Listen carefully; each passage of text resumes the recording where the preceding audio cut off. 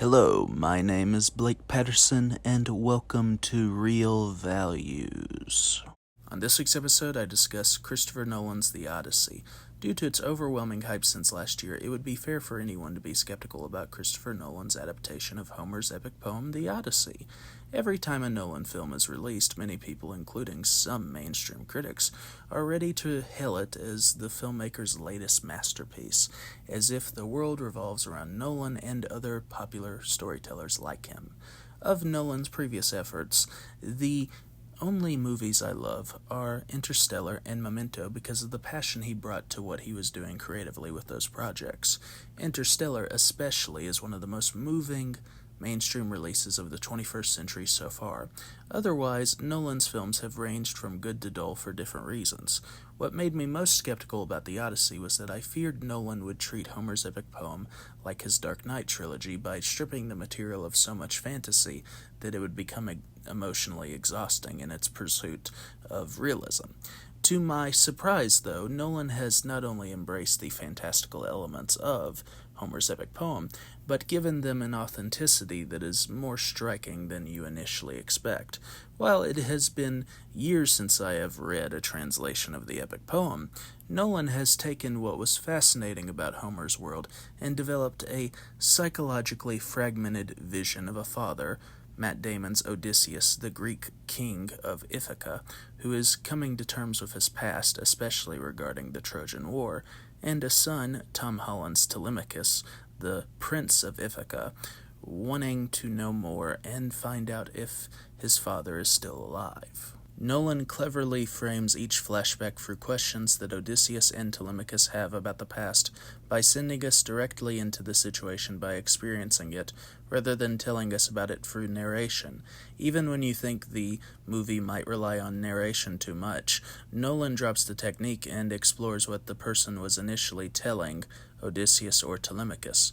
Although you might know the outcome, especially if you've read the source material, Nolan has incorporated these memories in an elegantly cohesive manner that still makes you wonder what will happen through the staging of a set piece and whatever the obstacle is at the moment.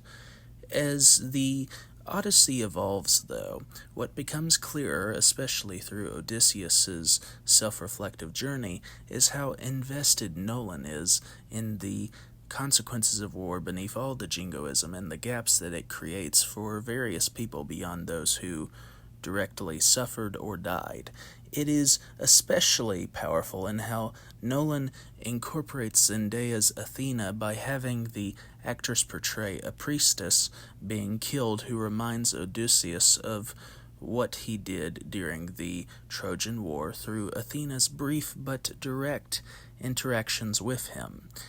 Nolan's decision to have Zendaya play both characterizations recalls what Brian De Palma achieved with Tui Tule's inspired casting in Casualties of War to illustrate the depth of a veteran's PTSD. While Damon and Holland might seem to be potentially distracting choices, especially Damon with his Boston everyman shtick, and Holland with his boyish Peter Parker ethos, both actors overcome those obstacles because of the depth that they provide as Nolan's vision evolves. We see it through the pain that Damon's Odysseus feels for being absent as much as the guilt over the violence he has committed, even if it complicates his view of honor and fairness. What might seem expected of Holland in portraying Telemachus's aspirations becomes dramatically grounded, especially when he realizes that Odysseus, disguised as a beggar, is his father. The sincerity of their brief exchange is so endearing that it reminds you of the humanity Nolan can convey in a film as moving as Interstellar. Although they are very different films, it would be apt to reference The Godfather Part 2 with its nuanced exploration of a father-son dynamic through a violent environment, because both features illustrate a haunted history of violence. The psychological intelligence of Nolan's screenplay matches the pathos of his direction and the ensemble by affecting you when you least expect it. For all the online discourse about casting decisions and contemporary dialogue, The Odyssey is far more carefully considered than any of these detractors, many of whom were going to hate this movie before it came out, will suggest. From Lupita Nyong'o's performance as Helen of Troy and Clytemnestra to John Leguizamo as Eumaeus, each casting choice makes sense for those actors, and they provide what is necessary for Nolan's framework. Travis Scott's cameo as the bard Phineas might be a question mark for some people until they realize how it meshes perfectly with how Nolan has interpreted Homer's epic poem. Whether they are subdued or theatrical, each performer contributes to the classical sensibility of pre-New Hollywood epics, even if Nolan has shot the film in a grittier vein. Although you might notice certain words as they are expressed, the modern dialogue is ultimately comprehensible within this deliberately anachronistic juxtaposition because they solidify the complexity of how dysfunctional this war-torn society is. Nolan subverts this norm for a period piece by transporting us to an imagined space as much as making us feel and realize the human complexity of all involved. Through several set pieces, Nolan choreographs the human and fantastical elements with a palpable sense of tension, with practical effects being central to his direction. You can feel every movement and fear these soldiers experience across different conflicts through Nolan's precise sound design. From Polyphemus the Cyclops to the giant Laostrogonians, Nolan approaches these figures with an authentically realized view of the threat that they can pose to the human characters, as if we were watching a horror film rather than an adventure. Nolan even humanizes Polyphemus through the wounds he experiences and makes you question why Odysseus would harm him again when it appears that Polyphemus will not attack. Considering how Odysseus is conceived within Nolan's overall vision, the Polyphemus interaction challenges how Odysseus has represented himself in the past versus how war has affected his morality.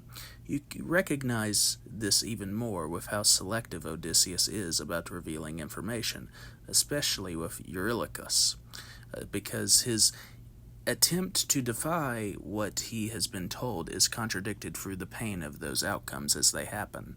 The emotionally complicated sense of the past affecting how a person behaves is also apparent during the set piece concerning Samantha Morton's Circe, and how her sister has been transformed into a raven. Another sequence involving the sirens makes Odysseus suffer through their songs about his failures by solidifying the character's emotional reckoning with himself and his past. For all the technical wizardry, what is significant about these moments for Nolan and the rest of us is the psychologically tormented nature of what has happened to these characters, especially Odysseus. Although it would certainly be intriguing to watch a making-of documentary about Nolan's process with the IMAX cameras and their limitations for how long a take can be, The Odyssey transcends every cerebral and technical element because of the enthusiasm he and everyone involved have for the source material. As the film leads toward its conclusion of history repeating itself even when future generations have been told, the Odyssey is as much of a response to war and its aftermath as Oppenheimer was to the psychological devastation of what J. Robert Oppenheimer had created and the influence it had later. Instead of ending the film in an act of celebration, Nolan cuts through the lies we tell and asks us to remember where we have come from and how it affects our present. Thank you for watching this video. Have a great night.